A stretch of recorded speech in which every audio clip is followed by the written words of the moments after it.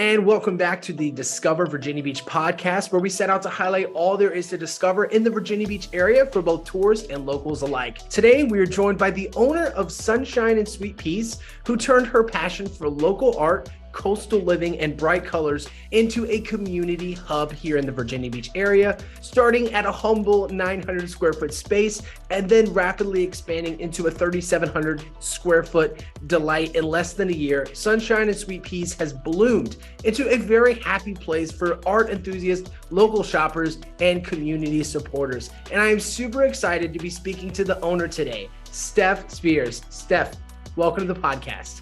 Thank you so very much for having me. I really appreciate that intro. Just literally gave me goosebumps. Wonderful. Well, you have had such an incredible story, and I'm super excited to dive into that today. So walk us through your journey to the Virginia Beach area and how you got started in the art community. So I'm born and raised here. I'm a complete local. I was born in Virginia Beach. We lived in Chesapeake for a little while. Then I moved back to be able to finish middle school and high school in Virginia Beach. So I actually went to Cox High School and then went to college for a couple of years at ODU. So art actually started for me. My mom loved art. So I started collecting art at the age 12. So by the time I moved out on my own, all my girlfriends are like, wow, all my walls are blank. How do you have this beautiful table and this beautiful piece of artwork on your wall? And I said, well, I got that when I was 14. My mom and I got this at the local Neptune Festival at this age. So it's something that has always been a huge part of my heart. I loved doing art class in high school. I still remember my art teacher, Miss Gallagher at Cox High School. It just blossomed, but I never looked at myself as an actual artist. And then I kind of stepped away from it a little bit. I was going towards personal training, and I started to actually refinish one of my son's dressers. And a lot of my friends loved it. And I was like, oh my gosh. So as I started to do more and more, people kind of inquired about it. And I'm like, I wonder if I could totally mesh this together with my passion for art. So I started doing it, but my mom had actually gotten really sick with another bout of cancer, and it kind of pushed the dream down the road a little bit longer. So I started selling clothes again because I used to do LuLaRoe. And so I started selling clothes again, just kind of cover the bills. And then once my mom was doing better, I really just went full on at it. But yeah, we started at 900 square feet, and we're at 3,700 now. I've got 18 local artists in the shop now. Wonderful, wonderful. And before we jump too far into the business side, I want to backtrack here because there is something that is sometimes lost in our fast-paced world, and that is the process of waiting and the process of being patient or just understanding the different transitions. Our Discover Virginia Beach community, past folks alike, as well as those on our Facebook group, they are in seasons of transition, whether they're planning their next trip, their next visit, or their next relocation to the area. They are thinking about all of these things. Could you walk us through maybe one or two pivotal moments during your journey from transitioning from, selling clothes to doing the role of, basically, doing respite care for your mom to then going back to art? Maybe one or two moments that stick out to you that really defined your view of how you viewed your art and what inspired you to continue along that journey. So for me, and I know for a lot of people, art is a connection. Art is a feeling. You can look at a piece and you just want to stare at it. You fall in love with it. And when you start to know the artist as well, you fall in love with it more. So I think when I first had this vision, right, I'm a squirrel. I have a whole bunch, like everybody always says, you see a shiny thing, it's like squirrel, Steph's going to go grab it, right? But I think as far as the pivotal moments of where it started, right? Because it started at my house in a garage, painting a piece of furniture, to I could really get all of these to kind of mold together. But it was a point too where I needed to prove to my husband that the business model worked. So I needed to start small. And if you know me, I do not start anything small. I hit the ground running, and I see the goal and I run right towards it. There's no little small jumps. It's go jump off the cliff without a parachute and I'm going to fly. But as far as the art, like I said, it's an absolute feeling. So when my mom got sick, I knew it was the best decision for myself and my family to hold off on starting this and take care of what I needed to take care of first. I have 3 small kids and they saw all of that as well. And I think that's a great role model to be able to follow. But then after that, once my mom was better and things like that, things started to settle down a little bit more. I just went after it. So I started going towards local art shows and craft shows and things like that. I didn't really have the full model lined out at that moment. I'm very much a work in progress kind of person. So where it's like, okay, this one doesn't work, so let's go on to the next thing. So I started with about 20, well, actually probably about 12 local artists at that time in the 900 square foot space, and I had it packed. We opened in October of 2018. It was a very small opening, but it was like a lot of friends, a lot of people that had followed me during LuLaRoe when I made that transition from clothes. I already had built a really great community with my LuLaRoe business, and a lot of people transitioned into that with me, which was amazing. But no, so I just kind of opened up, had a soft opening, had painted furniture in there, had jewelry, had some of the local art and crafters. And then, but that it was just kind of, I would have my kids in there. I'd have my daughter on my back, strapped to my back, working the register with another employee of mine. But it goes back to art is a feeling. Art is a connection. Art is our community. And that's what I've been really trying to push.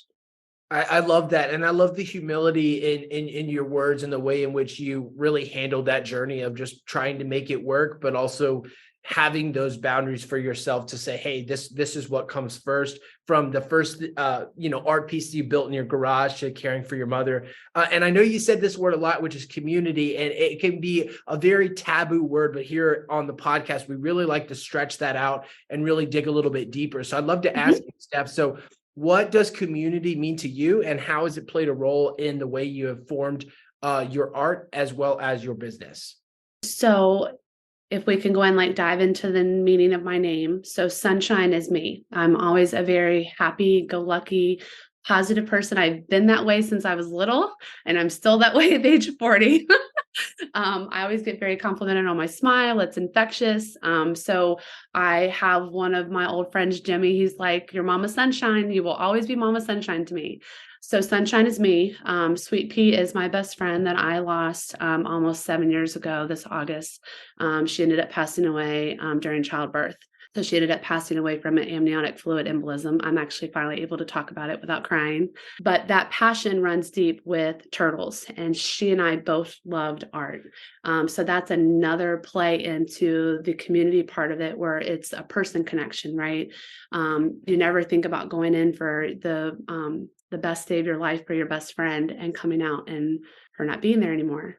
So it was definitely a pivotal moment, but realizing the connections that I have made with my customers that have either lost family members. I've actually met a couple of customers that they've had loved ones that have died from an amniotic fluid embolism. And to be able to have created that connection, but then also created the connection through sea turtles, which was her number one love. Everybody loves sea turtles. And I've turned that love and that passion and that community into donating back to the Nest Foundation, which is down in North Carolina. And I actually make that donation every year for her birthday to be able to support endangered sea turtles and to be able to give back to that local community as well. Wow, that's so amazing that you can transform her life and her legacy through your art, despite Yes. her not being present with us today. And I'd love to talk about the Nest Foundation here in a bit. But I want to kind of bring us back to this moment. So you've had this very influential person in your life pass. Is that during the same time when you're opening up your shop, or was that a couple years before? That was a couple years before. So so she passed away in 2016. I had 2 boys at the time, and I surprisingly became pregnant with my daughter a few months after my best friend passed. I believe in the universe, I believe in God, and I feel like she brought her into my life. Mm. Sorry. Oh, that's okay. That's okay. And so with that came your next transition to creating this wonderful brand, the Sunshine and Sweet Peas. So you started from the 900 square foot space. I think you said you had 9 or 11 artists at the time, and then Yes. transitioned to a 3,700 square foot space within the year. That's very impressive. Thank you very much. Could you discuss some of the challenges and triumphs you experienced during this rapid growth period? So, I had the 11 artists and I was really transitioning to a point where I was trying to get away and get to more of an artist aspect than a crafter aspect. I feel like I think crafters do an amazing job. Please don't get me wrong. But my vision for my store is I really wanted to show off the unique talent of artists in our local area. So I think that being said, some of the hardest parts that I went through, I have to say respectfully, still in this day and age, is being a woman in business and also being a younger woman in business. You just don't get looked at the same way. So I kind of went through some pitfalls with leasing places and things like that.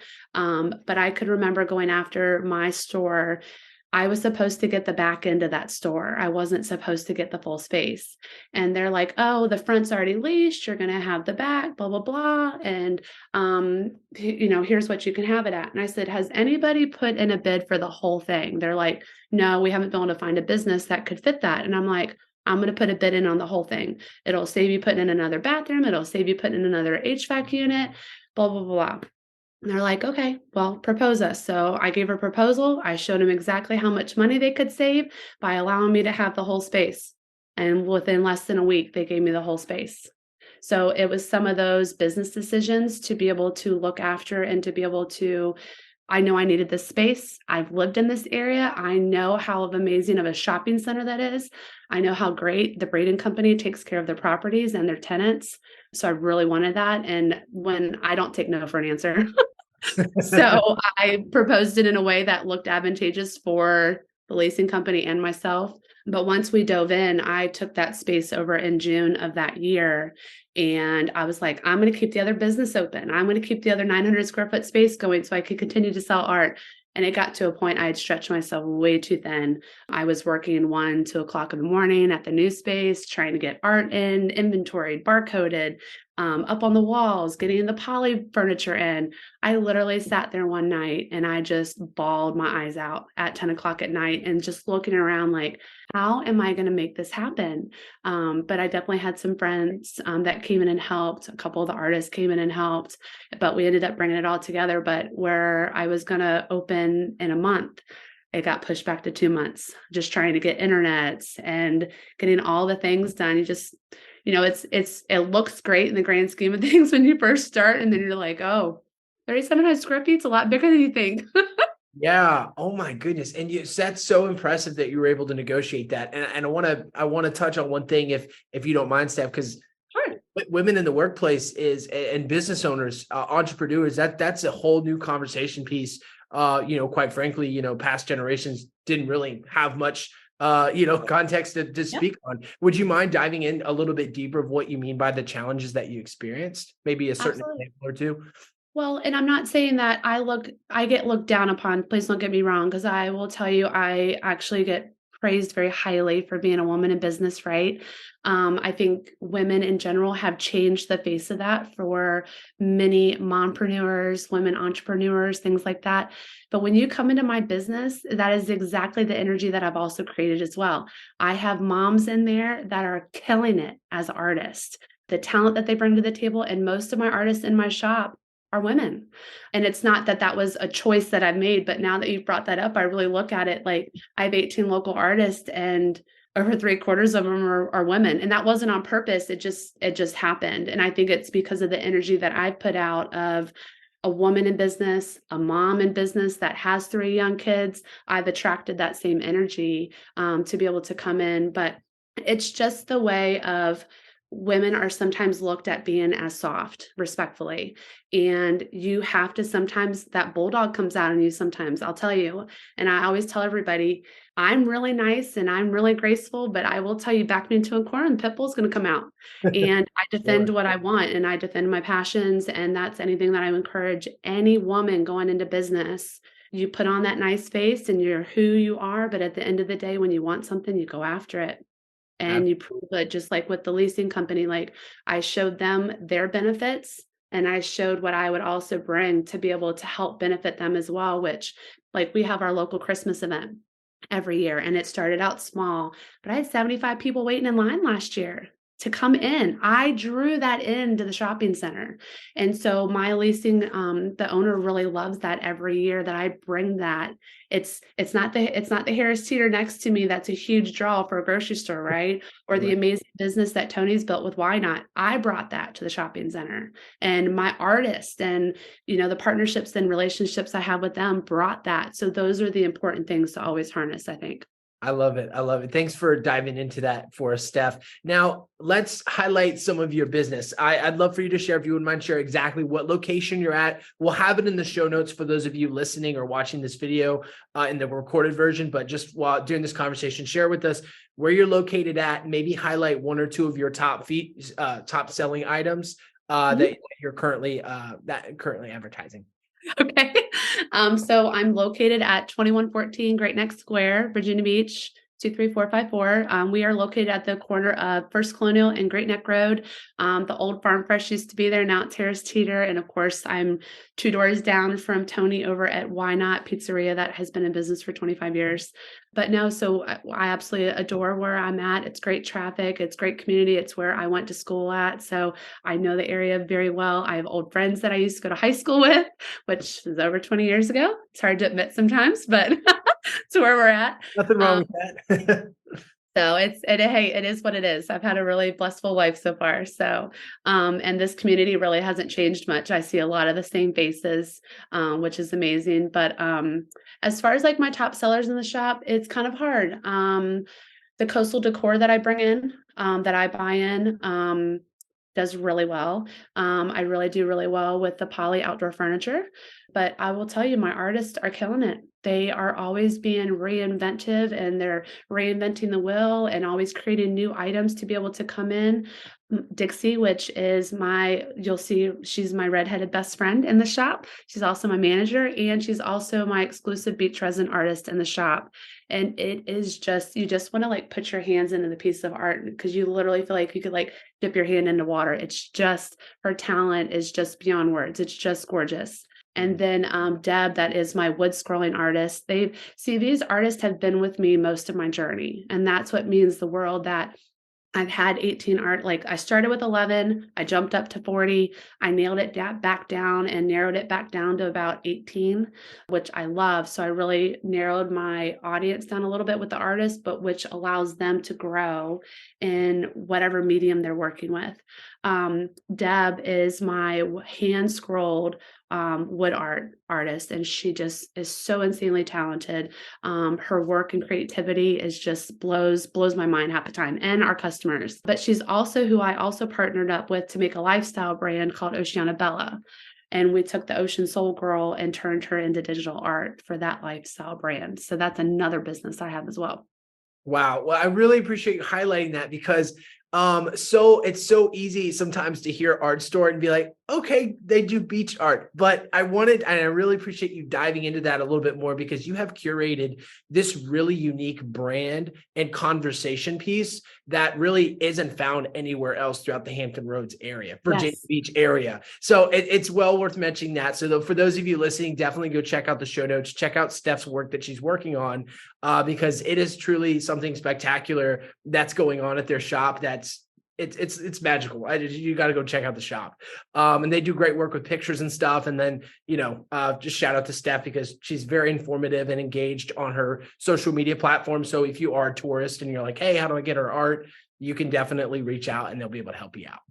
With that said, let's chat about the role your business plays in the community. Because Steph, as you said, you have really been influenced by the community and you're not just a take person, you are a give person and you've been constantly giving. Would you share with us one of the unique aspects about your store, is your commitment to giving back to the coastal community, including your support of the Nest organization. Could you explain more about this partnership and how it impacts your business and how it influences the community? Yes, so I'd love to like divulge a little bit more, but it's not just about the Nest Foundation. It definitely is about the community as a whole. So a couple of things I'd love to hit on. Both parents have battled cancer. I lost my daddy last year to blood cancer of the bone marrow. My mom has battled cancer since I was 16. She's stage 4 breast cancer. She's gone through 6 battles of breast cancer. So it's really hard to watch something like that. But I have a lot of community that has also been touched by cancer and their families. So I donated $3,000 to a local breast cancer awareness. It's called Here for the Girls. One of my amazing friends, Amy, and her community, she loves this organization. And I always do background checks on organizations to make sure the money is actually going towards the cause. And I loved what it was doing. So I donated $3,000 to that. I'm also a huge advocate for our military and what it stands for. Obviously, with our area, it's a huge impact, right? We have a lot of military families. There's a lot of move in and move out. But anyways, the Run to Remember that is held out of the Aviation Museum every year. I'm friends with one of the widows from the Navy SEAL crash that had happened, where we lost a lot of our Navy SEALs that year. I donated $5,000 to that one. And then the Nest Foundation holds near and dear to my heart. They don't have a ton of overhead. They are a great group of people that love sea turtles that go down and take care of these nests. They don't have this big building and all that. They're trying to keep as much money to be able to go back towards the turtles. So they're not this big showy, hey, look at us, all that. They're just a great group of people showing up to be able to do, if there's a storm coming, they're going down, and they literally pull these eggs out like a puzzle and number them, and then they'll go transfer them and put all the eggs back in all the same places to be able to help protect these sea turtles. So like last year for Carrie's birthday, we donated $2,000. Like my local shirts that we're doing, I haven't sold them all, but that was my goal, to raise $2,000, because I took some of the proceeds from that. This year, we raffled off with my best friend Dixie. She donated a beautiful resin sea turtle, and we did raffle tickets, and we did them at $10 each. I wanted everybody to be able to afford, one, to be able to donate, two, to be able to possibly be able to have this beautiful resin sea turtle, right? I didn't want people thinking that they had to dump, $100 in it. They could buy a $10 raffle and be a part of the community, right? So when we donate this, and which I'm actually doing, I'm taking the check up to the shop today because one of the representatives from Nest is coming up today. We raised $2,200 with my community of customers that have believed in the vision, believe in the Nest Foundation. But yes, so we picked the raffle winner, and we raised over $2,200, but I ended up bumping it up and rounded it up to $3,000. So we'll be giving them a $3,000 check from Sunshine Sweet Pea's family, but it'll be donated in Carrie's name, which is Sweet Pea. That is beautiful and amazing, and so inspiring, because from the outside looking, especially tourists that come and visit, they might not be able to see all of these stories behind the scenes. They see the beach, they see the cool shops and the cool vibes, and they're like, why are Virginia Beach people so happy? And that's because of people like Steph, who are constantly pouring back in the community. So Steph, I really appreciate you highlighting that. Your mission to create a space that brings happiness, uplift people, and supports local artists. How do you see this mission evolving in the future? And what plans do you have to continue supporting local artists scene here in the Virginia Beach area? So that's kind of a hard question to answer, just because, being in business for 5 years this fall, my first year was not a normal business year, right? Because I started in 900 square feet, and in 8 months I scrolled out and was like, I'm going to have a bigger shop. And then we had the pandemic hit, right? And that was survival mode for quite a while, because people don't need art, right? You don't need poly furniture to sit on. I'm more of a want and not a need type of business, but we made it through. I'm always wanting to evolve and grow. And a lot of my artists that have been with me for years get that vibe, and I'm giving them that opportunity to be able to grow and evolve where they don't feel stagnant. Like, you want to go make a big, 6x3 piece, go do it. I will absolutely make space for it. But as far as just like the impact with everything, the vision, I want to grow. I will never stay stagnant. I will always think of the next big thing. Like, we'll be at the Neptune Festival this year down at our ocean front. That is a beautiful local art. And I'm like, I'm going to go down there. I want to be a part of that. But I want somebody to come into my shop And the impact that I want my shop to be on this community is I want somebody to come in and lay their burdens down. I'm going to be honest with you. Everybody that comes into my shop is just like, wow, it is so happy in here. And a lot of my friends that have known me for years are like, yep, that's Steph's shop. There's no denying it. It's got her favorite color teal in it. And it's just happy vibes. My team of employees exude the same amount of energy that I do. That's the type of impact. I don't want somebody to just come in and, oh, just a normal shop. Like I want them to come in, and I don't care if you bought something. I really don't. If you leave in a happier space, I accomplished what I needed to accomplish, which didn't cost any money, right? I can remember when my daddy passed last year, and I had a lady come in, and she had just tragically lost her brother. And she decided not to go home. She decided to stop by the shop. And her and I ended up chatting for about 35 minutes. Her and I shared some tears. And she's like, thank you. This is exactly why I came in, and I was hoping you were going to be here. And I got to share moments with my dad, and she got to share moments with her brother. And she's like, thank you. I feel like I can go back home now. And to have had that type of impact in the shop is just absolutely been incredible, but it's because of the art, right? The art makes people happy. The art gives that feeling, gives that community. I'm bringing my artist on one side for the business, and I'm bringing them into the community. And it's just created a really great bubble. Yeah, absolutely. Wow. That's the beauty of art, right? It helps translate feelings and emotions that words sometimes can't really make up for, when you're Yes. those times. So that's incredible. Well, Steph, I know you got a shop to run. You're super busy making great things happen. And unfortunately, we are almost out of time. So that brings us to our last segment, our rapid fire questions. So I'd love to ask you some very quick questions, very quick answers, just to kind of let people and folks get to know you just a tad bit better. So question number 1, are you ready? Yes. What's the most unusual piece of art you've ever had in your shop? Oh boy. That is not a quick answer, is it? I can't think of a very unusual piece of art. Whether that's a piece of maybe a piece of material or an outcome that wasn't the same as when it was originally crafted in the artist's mind. Skip. I can't answer that one quickly. Fair enough.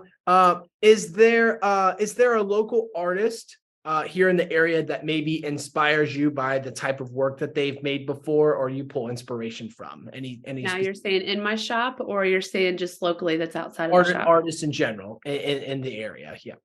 I wouldn't say I pulled a lot of, I mean, the artists that are in my shop inspire me daily, if I'm being really honest with you, because I handpicked a lot of them, and then a lot of them got drawn in from the vibe that I put out on social. I have to admit, that's really what inspires me most. Love it. And question number 3, what's one item you created that was hard to part with and sell, or that you might in some ways regret selling? I don't know. That's hard. Like because normally if I wanted to buy it, if it speaks to me, I buy it, if I'm being honest. I mean, Well, that's fair. I mean, how many pieces of your own art have you said you bought before because you liked it? Well, it's yes. I think I actually have one artist in the shop, and I actually bought it, to be honest with you. I'm very much of an inspirational words type of person. So I love seeing inspiring posts. I love seeing inspiring words. Her name is Melissa Minkowski. She's in my shop, but her words are always very defined on all of her pieces of art. And some of the pieces, for the tragic things that I've gone through in my life and the happiness I've brought to my shop, her words always hit very hard. So I can't say I lost out on that piece, because I put a time limit on it, and the girls laughed at me, and they're like, Steph's going to buy that in 2 weeks.